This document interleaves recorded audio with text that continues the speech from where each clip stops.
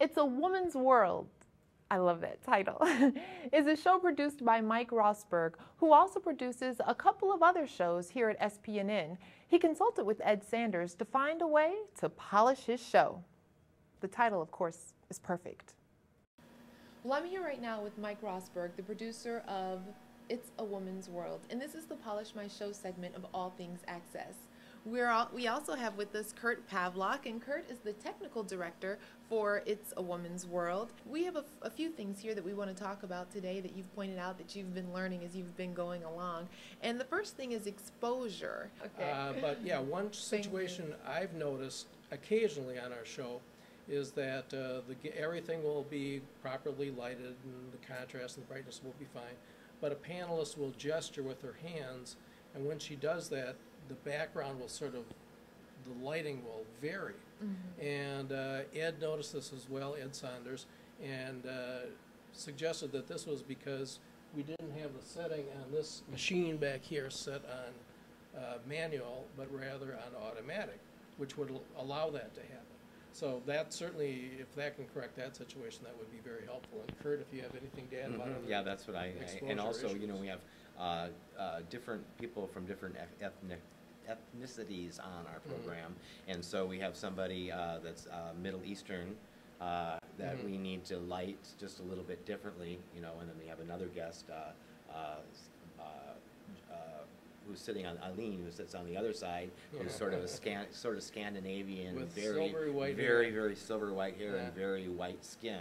And so we have to, you know, work on trying to make a balance. So how do you create that balance throughout the course of the show? Usually using spun on the lighting equipment itself, and sometimes we might light Anne with like 2 lights, and then put just a little extra spun on it, just because it brightens her up a little bit. And that helps eliminate the hot spots either on the guest faces or anywhere on the show. It tends to. The other thing that you all have learned has to do with audio, and I know that you like to use the PZM mic. Can you talk to us about that? Well, I've been doing shows for about 4.5 years, and the single most challenging technical aspect has been audio. You'd think it would be lighting, you'd think it would be the cameras, but it's always been audio. And we've had chronic problems with audio being too low, and also with, you know, well, put it another way, each microphone is its own problem in the making. So with a PZM microphone, you just have one situation you need to get technically technically working.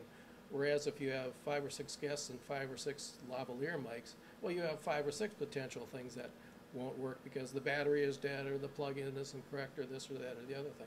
So we've always, last year or so since I discovered the PZM, because it was suggested to us by Ed and the SPNN staff, have tried to use this single centrally located PZM microphone.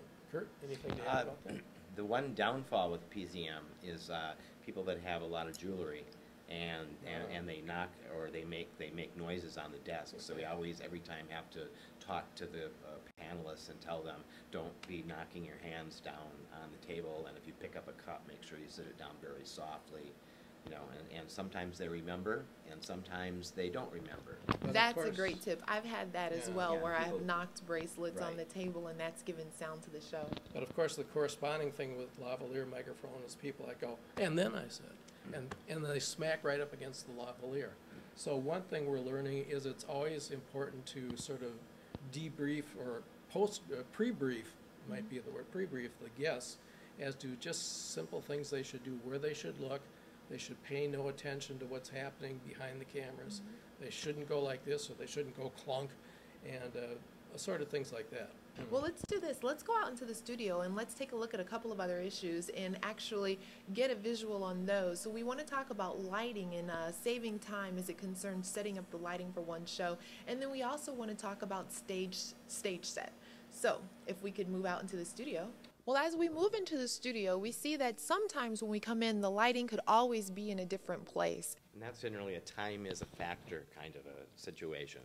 You know, because there are a number of shows like the legislators that come in here, and so their lighting is pretty close to what we need, because actually we're using a table that's similar or that they use, and so that's Yeah, that's kind of what we do, So is it's, come in. it's helpful when that Yeah, happens. yeah. It's good fortune. Some shows, you know, if you had a little bit extra time, maybe you'd come in and put things up, but we're running on a kind of strict time limit, about 4 hours getting in here and having about an hour of setup. Yeah. And then we shoot by 1 or 1:30, and if we're not on by 1 or 1:30, we know we have to get hustling.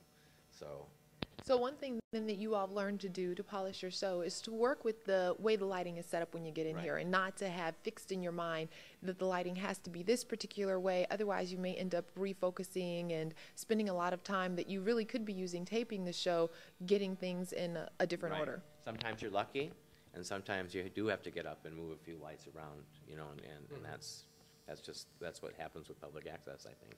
Mike, on your show, you have banners that you actually put around a table. I don't know if banners is the right word, but could you describe that for us and tell us about how you've learned to do setup quite a bit differently to help make your show an even better show? Well, Kurt's a good one on this because he really knows how to handle these, but getting we've things in developed a place. system where we use some of the, they're not necessarily, they're the tripods that are usually used to hang lighting instruments on. And we pull those in and actually pull them and anchor them all the way up into the ceiling. That's right. And then put the banners across and use bungee cords in back to hold it up. And it actually looks pretty good for, it looks good on while we're running the show. If somebody came in, it's sort of like looking backstage, you know, and it looks And a if little anybody odd and sneezed too hard, tenuous. they'd probably fall Yeah. apart. That's pretty innovative. How long does it take you to get that set up now that you have your routine down? 15 minutes? 15, 20 minutes maybe to Oh, get the okay. banners up. All right, Yeah. that's not bad at all. No. No, okay. Well, thank you very much for being here today, and thank you just for polishing Thank your you. show and for agreeing to share what you've learned with us.